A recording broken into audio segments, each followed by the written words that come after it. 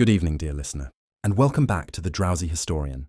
As you settle into your quiet space, perhaps with the lights dimmed and your breathing soft, let your mind wander, far beyond the noise of your day, to a world where the first great cities rose from the mud and reeds of the rivers Tigris and Euphrates. Picture, if you will, a land where the night smelled of wet clay and burning oil, where the stars reflected in irrigation canals carved by hand, and where humanity first looked at the heavens and began to measure time. Before pyramids or cathedrals, before kings had crowns or gods had names, there was Mesopotamia, the cradle of civilization, the place where writing was invented, where the first stories were etched into clay tablets, and where our ancestors first dreamed of eternity. And yet, every civilization that has ever risen from the earth must one day return to it. Tonight, as you drift towards sleep, we'll trace the rise and quiet fall of the world's first empires, from the Sumerians of Ur to the Assyrians of Nineveh, from the laws of Babylon to the flood myths that still echo in sacred texts today. We'll see how humanity's oldest cities became lessons in ambition, power, and impermanence. Take a slow breath. Let your thoughts loosen. Imagine yourself standing on the banks of the Euphrates at dawn. The air is heavy with dust and promise. A farmer draws water from a canal dug thousands of years before him, using a wooden lever older than language itself. Around him stretch fields of barley and date palms, their roots tracing the same soil that fed every generation before. Somewhere nearby, a priest records grain deliveries on a clay tablet, the world's first spreadsheet, born not from curiosity, but from the need to count what the earth gives and takes away. History begins not with heroes, but with harvests. Not with kings, but with careful record keepers trying to measure life against time. And Mesopotamia, the land between two rivers, gave us that clock. As you rest here, you may notice the irony. The civilization that invented writing left us thousands of words, yet we know so little about the people who carved them. Their names have faded, their gods forgotten, their cities reduced to mounds of dust, but through their clay tablets, we glimpse something achingly familiar: pride, fear, love, loss, and the eternal wish that what we build might outlast us. So tonight, we'll wander softly through 5,000 years of memory. We'll visit the first city-states where kings called themselves shepherds of men. We'll stand before ziggurats, mountains of mud that reach toward the heavens. We'll listen to the hymns sung to gods of wind and storm. And finally, we'll watch the slow unraveling as drought, invasion, and time itself buried Mesopotamia's glory beneath its own soil. Close your eyes. Let the centuries fall away like grains of sand through an hourglass. Because to understand where civilization began is to understand why it always ends. Tonight's story is not of one siege, but of many. The endless cycle of creation and collapse that began here, between these rivers. This is the siege of Constantinople. Fall asleep to the story of ancient Mesopotamia. A story not of swords but of seeds, not of conquest but of continuity. The long dream of humanity, from mud to monument to memory. Picture the land between two great rivers, the Tigris to the east, the Euphrates to the west. Between them stretched a flat, fertile plain unlike any other on earth. It was a gift of geography and a curse of time. The rivers flooded and retreated without mercy, leaving behind rich silt that could feed entire nations, but also drown them in a single season. This land had no stone, no wood, no metal, only mud. Yet from that mud, humanity built its first cities. As you drift through this ancient landscape, imagine the city of Uruk, sometime around 3200 BCE. The air is heavy with the scent of damp clay and cooking fires. The sun sets low over a skyline made not of marble or iron, but of baked brick. You can almost hear the rhythmic sound of workers' feet pressing wet clay into molds, forming the walls that would one day be called civilization. Uruk was not merely a settlement, it was the prototype for everything that followed. It had temples, storehouses, courtyards, and narrow streets filled with traders and farmers. It had walls tall enough to inspire awe and fear, and within those walls, the first whispers of bureaucracy and religion merged into one idea: order. The priests of Uruk did not worship gods in silence. They accounted for them. Every offering of barley or sheep was recorded, every temple transaction noted. The need to remember became the need to write. Somewhere, in the cool shadow of a ziggurat, A scribe pressed a reed into a lump of wet clay. His marks were simple at first, a line for a sheep, a wedge for a jar of oil. But over time, these signs grew abstract. Numbers became symbols, symbols became language, and language became power. That was how writing began, not from poetry or philosophy, but from the mathematics of survival. Writing was born from taxes. It's humbling, isn't it? Humanity's greatest leap, the invention of the written word, began with the need to count grain.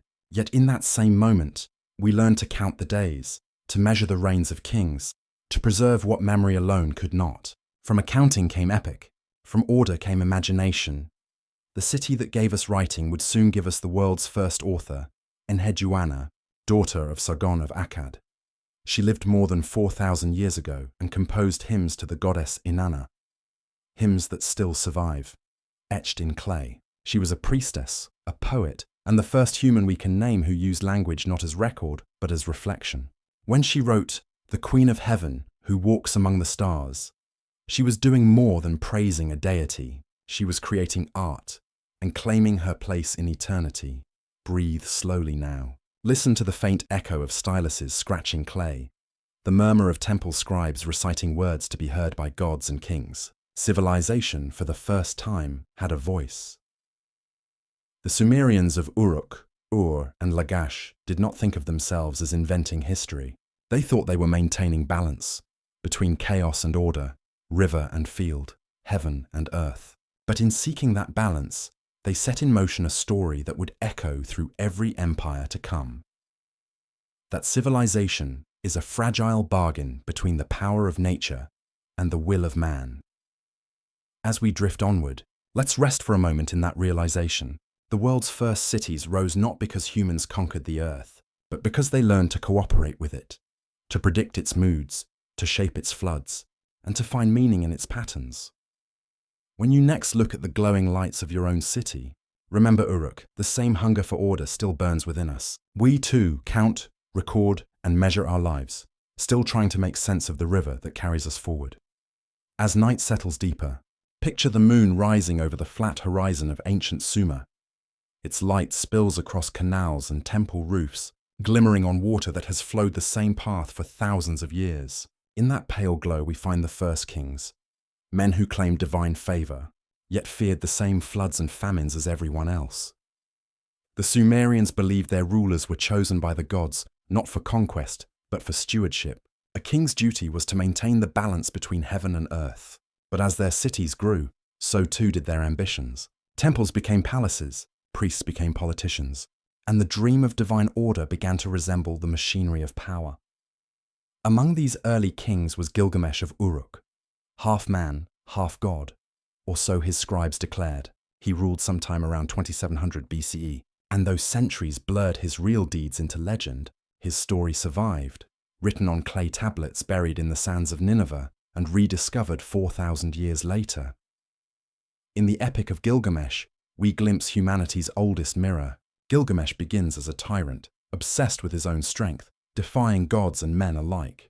But the gods send him a friend, Enkidu, a wild man raised by beasts. Together they battle monsters, defy the heavens and chase glory.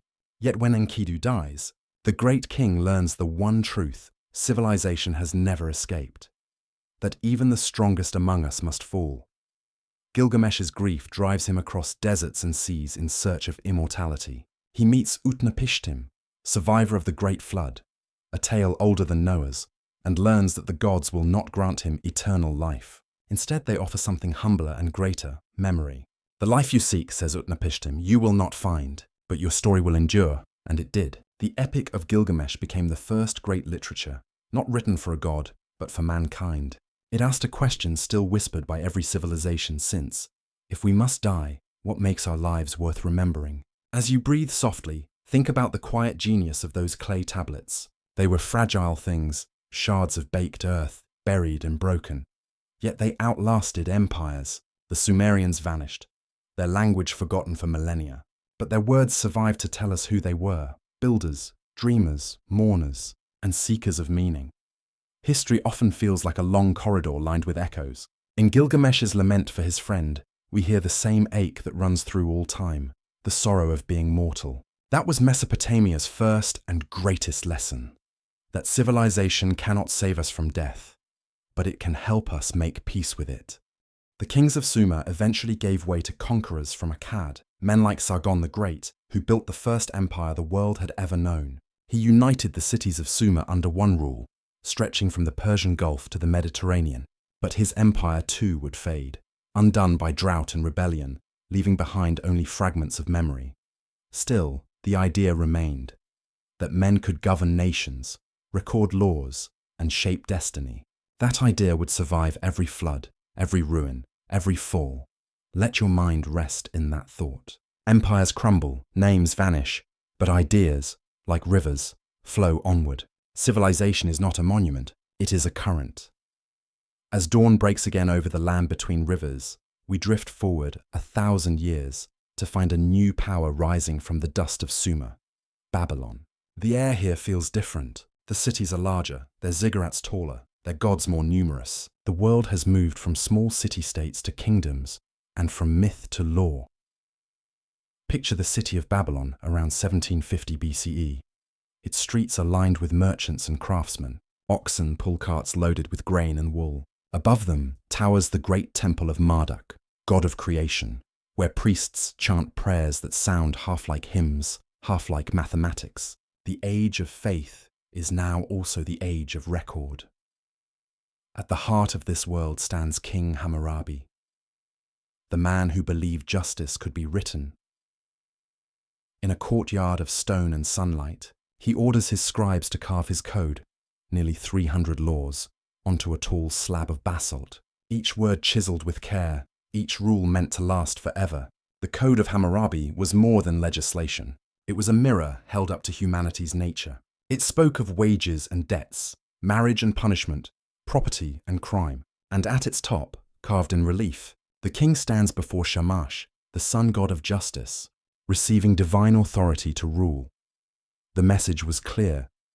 Law was not just power, it was sacred order. Some of its rules sound harsh to modern ears. An eye for an eye, a tooth for a tooth. But to the people of Babylon, these words were revolutionary.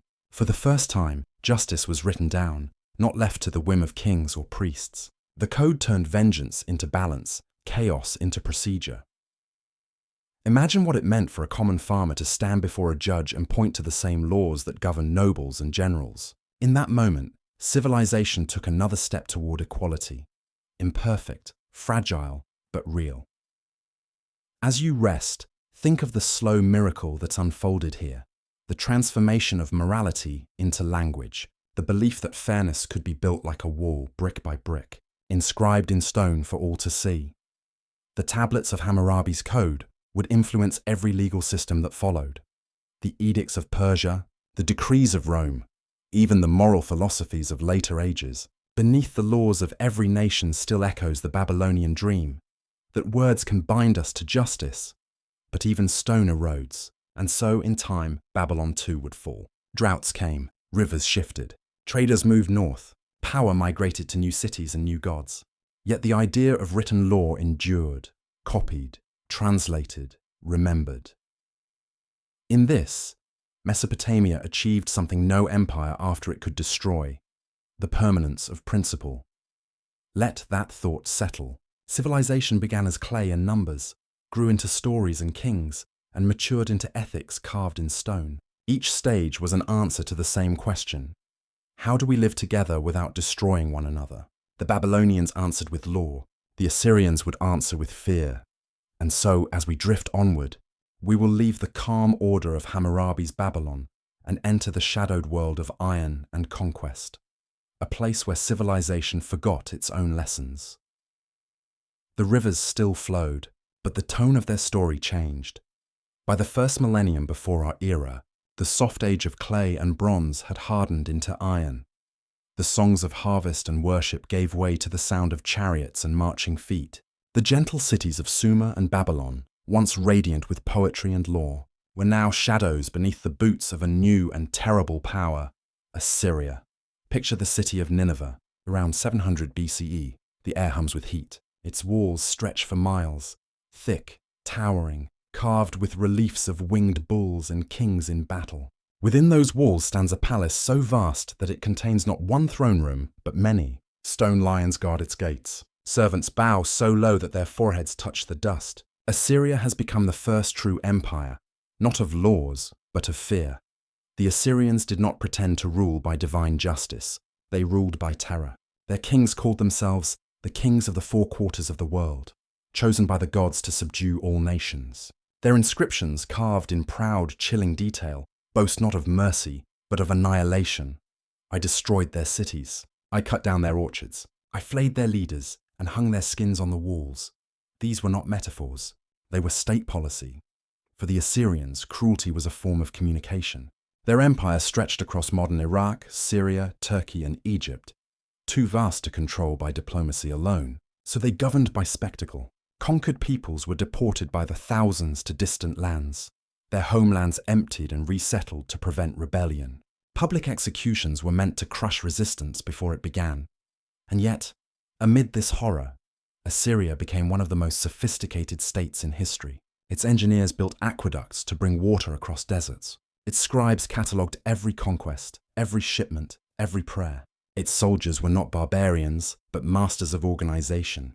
They invented military logistics, siege engines, and supply chains that modern armies would envy.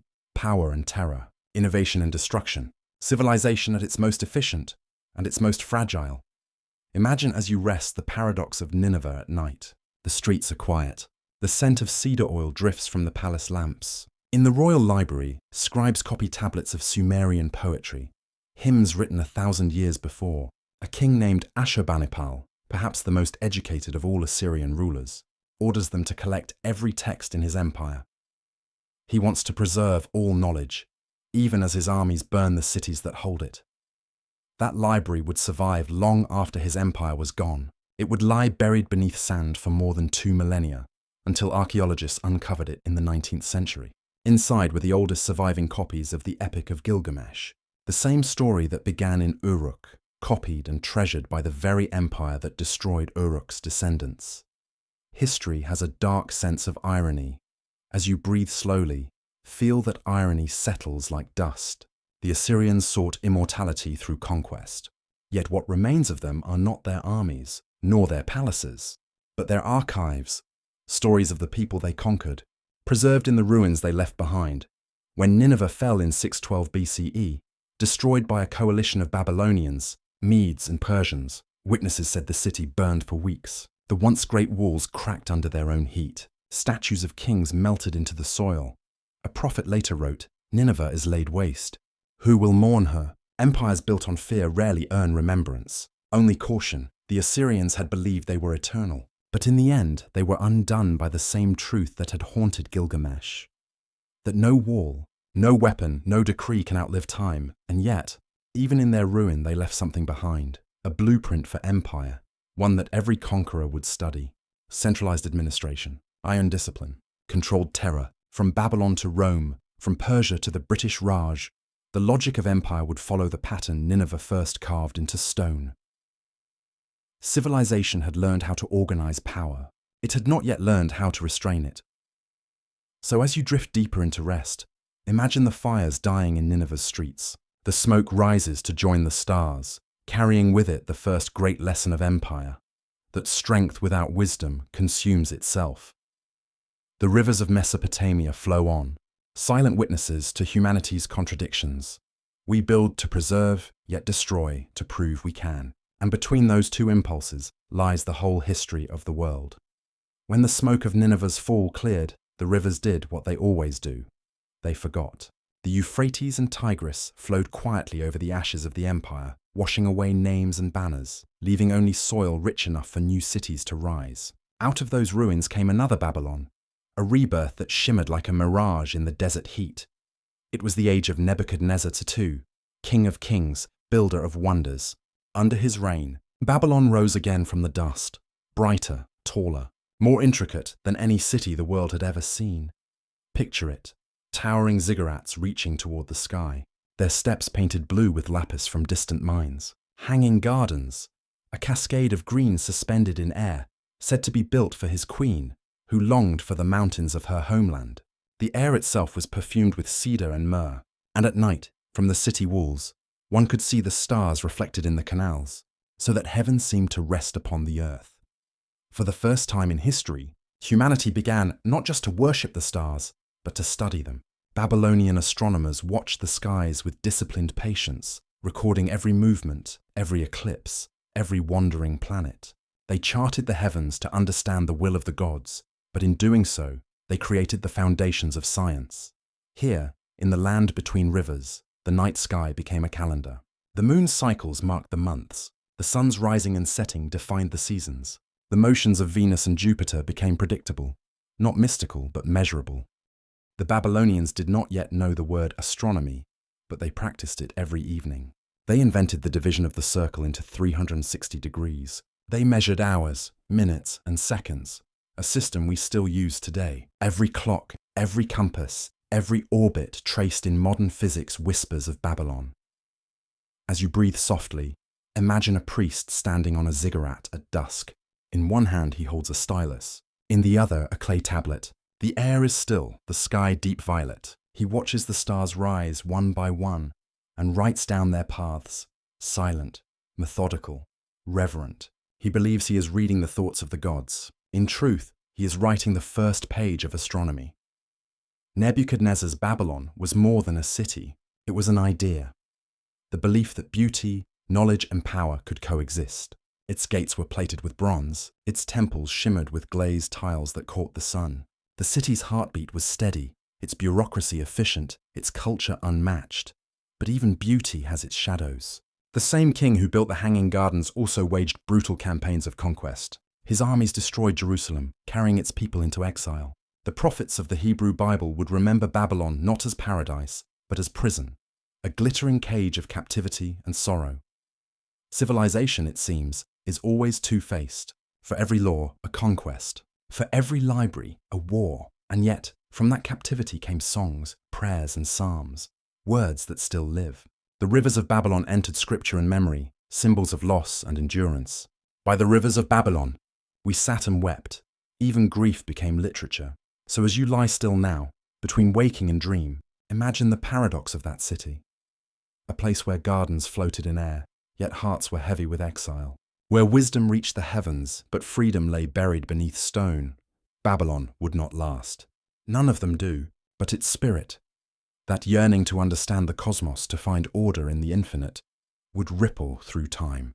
The Greeks would inherit it, the Persians would expand it, the Romans would adapt it. Every civilization that came after carried a spark from Babylon's flame, and so the rivers flowed on, reflecting not the walls of empires, but the constellations above them. Silent reminders that while kingdoms rise and fall, the stars endure. Let that thought carry you deeper into calm. Humanity's greatest empires were never the ones that conquered the earth, but the ones that dared to look beyond it. The air changes again. The scent of cedar and oil fades, replaced by dust and wind. The rivers still flow, but their kingdoms have changed hands. Babylon, once the jewel of the world, now waits beneath new banners. Banners of white and gold, bearing the emblem of a rising power from the mountains to the east. The Persians have arrived, and with them, a new idea of empire. Picture Cyrus the Great, standing before the gates of Babylon in 539 BCE. His army is vast, yet silent. There is no siege, no bloodshed. The city opens its gates. The soldiers enter peacefully, their spears lowered. The priests welcome them, for Cyrus has promised what no conqueror before him ever dared to offer: mercy. His decree, etched into clay and now preserved in the British Museum, is known as the Cyrus Cylinder. It is often called the first declaration of human rights. I did not allow any to terrorize the land, it reads. I returned to their homes the gods who had been taken. Where Assyria ruled by fear, Persia ruled by tolerance. Cyrus allowed conquered peoples to worship their own gods, speak their own languages, and govern themselves under his watch. It was an empire by integration rather than destruction. The Persians understood something profound, that unity built on respect lasts longer than unity built on conquest.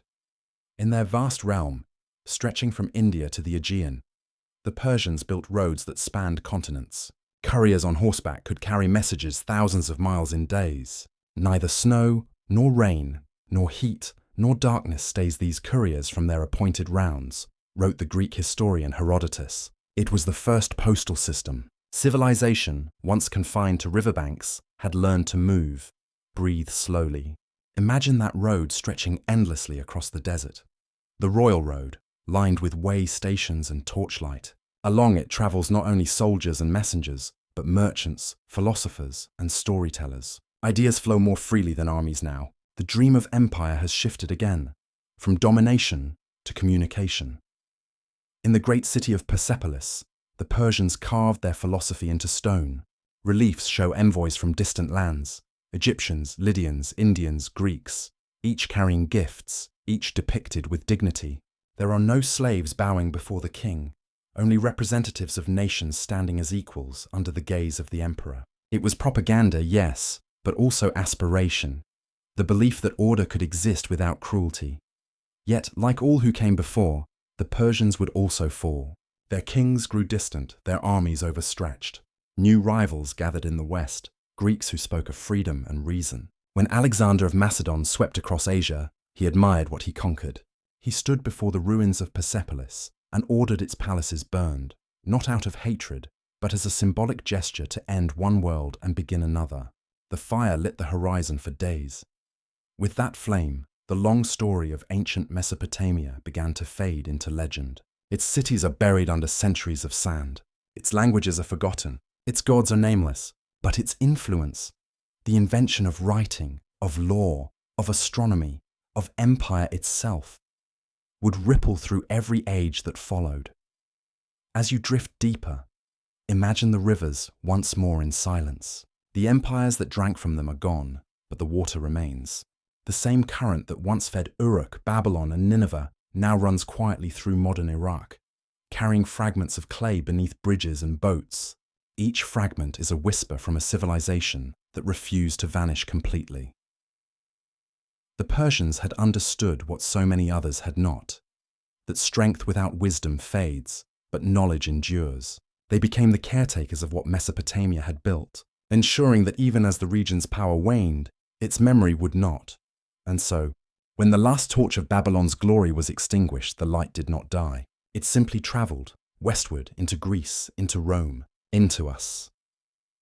Let that truth rest beside you now, that the world you know, its alphabets, its clocks, its laws, its maps, was born from the mud between two rivers, tended by dreamers who believed that order could outlive them. The rivers fall silent now. Their waters, dark and slow, carry the ghosts of empires downstream.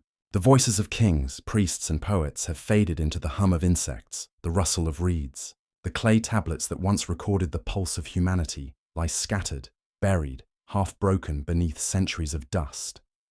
And yet, if you listen closely, you can still hear them. Faint, steady, eternal. The whisper of beginnings. Everything we call civilization began here, between these two rivers. Writing, mathematics, law, architecture, bureaucracy, astronomy, storytelling. Each invention born not from comfort, but from necessity. People trying to survive floods, droughts, hunger, and time. Imagine it. A scribe's hand pressing a stylus into clay 4,000 years ago. He's not thinking about legacy. He's tallying rations, recording births, writing prayers for protection from disease. He does not know that his simple marks will outlast palaces and dynasties, that long after the gods he served have vanished, his words will still be read. That is Mesopotamia's true miracle, not the might of empires, but the endurance of memory. From their symbols came alphabets, from their counting stones came mathematics, from their laws came justice, from their myths came the foundations of every story we tell. Heroes who rise and fall, floods that cleanse, love that defies death, and humanity reaching toward the divine. Every library, every clock, every written word is a quiet descendant of those first scribes. Even now, the way you read this, left to right, line by line, follows a rhythm invented there. We do not just remember Mesopotamia, we inhabit it. As you breathe, let that lineage settle in your mind. Civilization is not a straight line, but a spiral, each age returning to the lessons of the last. The Sumerians taught us order, the Babylonians taught us law, the Assyrians taught us the cost of power. The Persians taught us tolerance. Together they wrote the blueprint for what it means to be human in a world too vast to control, and yet we forget. Again and again, we build towers higher, empires stronger, walls thicker, believing we are the first to do so, until time reminds us that everything rises only to fall back into dust. Still, there is comfort in that pattern. To know that nothing is truly lost, that even in ruin, something endures. When the British excavators uncovered the ruins of Nineveh and Babylon in the 19th century, they found the dreams of those first scribes waiting patiently beneath the sand. Words written for gods were finally read by men. The river of memory had come full circle. So rest now in that realization, that every moment of human progress is also an act of remembrance. The light of your screen, the clock by your bed, the calendar that marks your days, all echoes of the minds that first mapped the heavens and measured the flood. Mesopotamia is not gone. It lives in every word we write, every law we obey, every story we tell to make sense of the darkness. And as night deepens, imagine standing once more on the banks of the Euphrates. The air is warm, the stars clear. The constellations those first astronomers named still glitter above you, exactly as they did for them. The same sky, the same wonder, the same question that has never found an answer. Why do we build, knowing that time will wash it all away? Perhaps the answer is simple, because to build is to hope, to write is to remember, to live is to leave something behind, even if it's only a mark in the clay. Let your breathing slow. The rivers fade into darkness. The sound of water becomes the sound of your own heartbeat. Civilization sleeps, but it never dies. Good night, dear listener, and good night, Mesopotamia, cradle of beginnings, keeper of time.